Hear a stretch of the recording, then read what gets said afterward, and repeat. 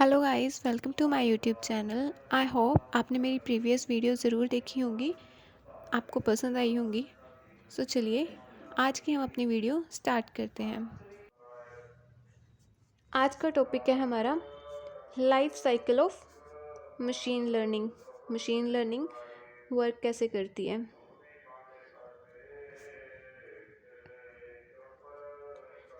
सबसे पहले हमें पता होना चाहिए कि जो मशीन लर्निंग है ये कौन सी प्रोसेस है। मशीन लर्निंग एक साइक्लिक प्रोसेस है, विच मीन्स ये इस वे में काम करती है। और ये कितनी प्रोसेसेस इंक्लूड करती हैं? टोटल 7 प्रोसेसेस इंक्लूड करती है। ठीक है। अब उसके बाद हमें इस प्रोसेसेस से पहले क्या पता होना चाहिए कि इसका मेन एम क्या है। मशीन लर्निंग लाइफ साइकिल का मेन एम क्या होगा? इसका मेन एम ये है कि इसे कोई भी प्रॉब्लम दे दी जाए या फिर कोई भी प्रोजेक्ट है, कॉम्प्लेक्स प्रोजेक्ट है जिसके लिए हमें सॉल्यूशंस फाइंड आउट करने हैं, उसके लिए हम पहले यूज़ करते हैं मशीन लर्निंग लाइफ साइकिल। ठीक है। क्या है? To find solution to problem और प्रोजेक्ट।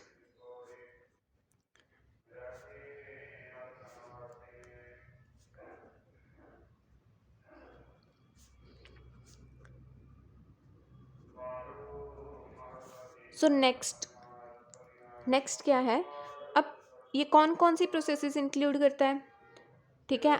एग्जाम्पल लेते हैं कि आप एक कंपनी में काम करते हो और वहाँ पे आपका एक क्लाइंट आता है जो आपको बोलता है कि मुझे ऐसा मॉडल चाहिए जो कि मुझे पहले ही प्रिडिक्ट करके बता दे कि कौन सा वे मेरे लिए अच्छा होगा।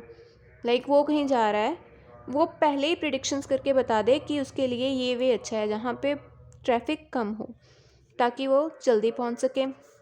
वो क्या बताएगा? अपनी रिक्वायरमेंट्स बताएगा। आपको अपनी रिक्वायरमेंट्स बता दी कि मुझे ऐसा मॉडल चाहिए।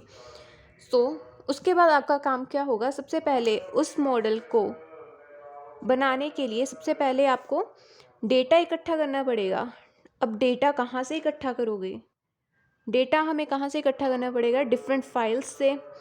डेटाबेसेस हो गए, डिफरेंट डेटाबेसेस कौन कौन से हो गए? फॉर एग्जांपल ऑपरेशनल डेटाबेसेस, या बहुत टाइप के डेटाबेसेस होते हैं वहाँ से, या फिर डेटा वेयर हाउस गूगल से कर सकते हो। यहाँ से जब आपको अपने रिक्वायरमेंट के अकॉर्डिंग डेटा मिल जाता है, यहाँ से जब data sources, different data sources से आपको डेटा मिल गया, तो अब क्या करोगे? आप उस डेटा को एक फाइल में स्टोर करके अपने कंप्यूटर में सेव कर लोगे। What it means to integrate data obtained from different sources. ठीक है। हमने क्या किया फर्स्ट स्टेप में? सो इस पॉइंट का नाम क्या होगा? Gathering data.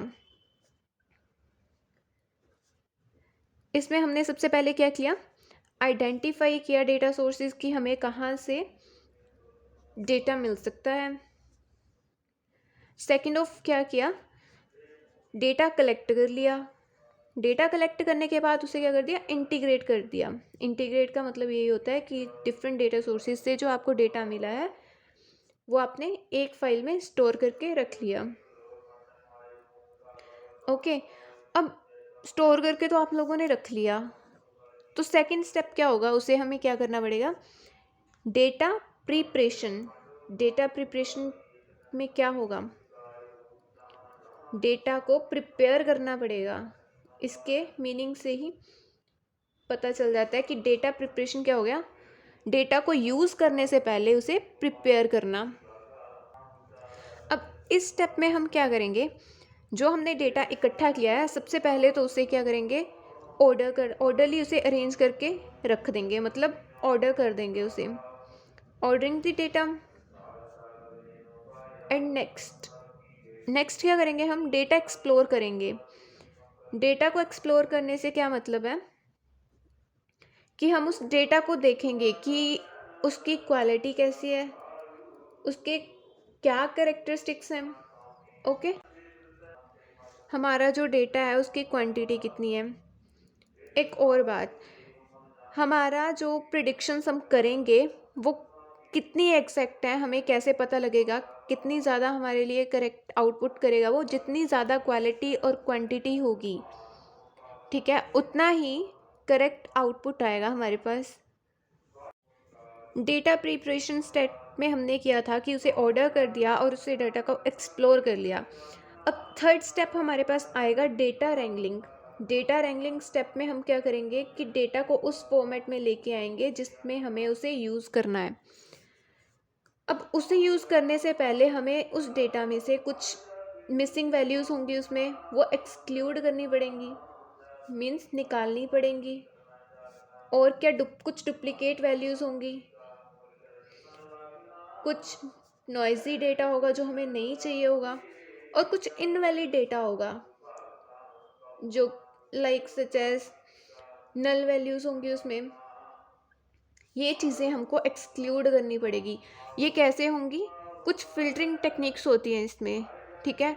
उसे यूज़ करके हम इन वैल्यूज़ को एक्सक्लूड करेंगे और डेटा को उस फॉर्मेट में लेके आएंगे जैसे हमें यूज़ करना है।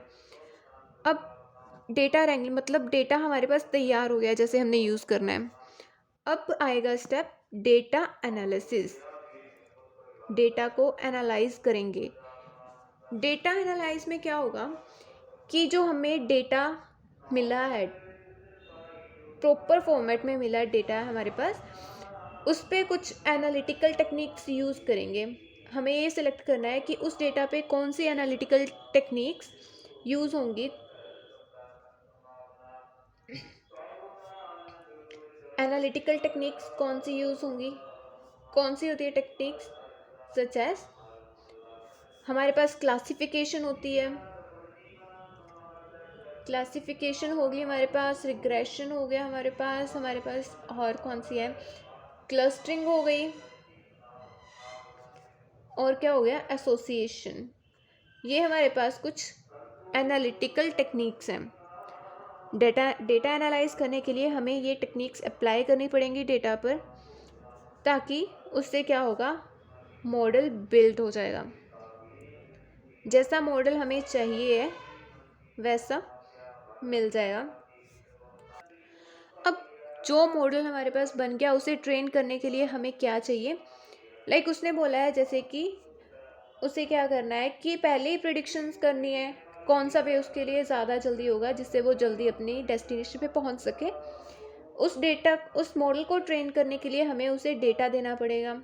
ओके, डेटा देखकर जो जो उसने रिक्वायरमेंट्स बताई थी क्या वो उसके अकॉर्डिंग वर्क कर रहा है, वो हम चेक करेंगे ट्रेनिंग डेटा में। ट्रेनिंग अभी यहाँ पे हमने यहाँ पे ट्रेन किया, अब करेंगे उसे टेस्ट कि जो मॉडल हमने बनाया है, आप लोगों ने बनाया है, क्या वो प्रॉपर वर्क कर रहा है as per the requirements. If yes then it's ready to deployment, otherwise it again train the model, otherwise उसे दोबारा ट्रेन करना पड़ेगा। जब तक वो रिक्वायरमेंट्स को मीट नहीं करता तब तक उसे ट्रेन करते रहना होगा। जब वो प्रॉपर मॉडल बन के तैयार हो गया, वो रिक्वायरमेंट्स उसे मिल गई जो क्लाइंट को चाहिए थी, देन उसके बाद लास्ट स्टेप क्या होगा हमारे पास, डिप्लॉयमेंट। डिप्लॉयमेंट क्या होता है कि हाँ मॉडल बन के तैयार हो गया, आपकी रिक्वायरमेंट्स जो आपको चाहिए थी वो भी हो गई, तो अब क्या करेगी कंपनी, मॉडल को क्लाइंट के पास भेज देगी। ओके, भेजने से पहले उसे रीचेक करना होगा कि क्या वो प्रॉपर वर्क कर रहा है या नहीं। अगर वो चेक नहीं करेगा और आगे क्लाइंट के पास पहुंचने के बाद वो प्रॉपर वर्क ना कर रहा हो, देन क्या होगा, रेपुटेशन ख़राब होगी। इसलिए उसे रीचेक करेंगे कि क्या वो मॉडल प्रॉपर वर्क कर रहा है या नहीं। तो ये 7 स्टेप्स थे लाइफ साइकिल मशीन लर्निंग के। ये इम्पोर्टेंट कंसेप्ट है, आना चाहिए। आज की वीडियो ख़त्म करने से पहले मेरे पास आप लोगों के लिए एक क्वेश्चन है कि आर लैंग्वेज किसने डेवलप की थी और कब की थी। Who develops the R language and in which year. I hope आप लोगों को पता होगा, सो आप अपना आंसर कमेंट बॉक्स में लिख सकते हैं। आई होप आज की वीडियो आपको अच्छी लगी होगी। सो मिलते हैं नेक्स्ट वीडियो में। Till then take care.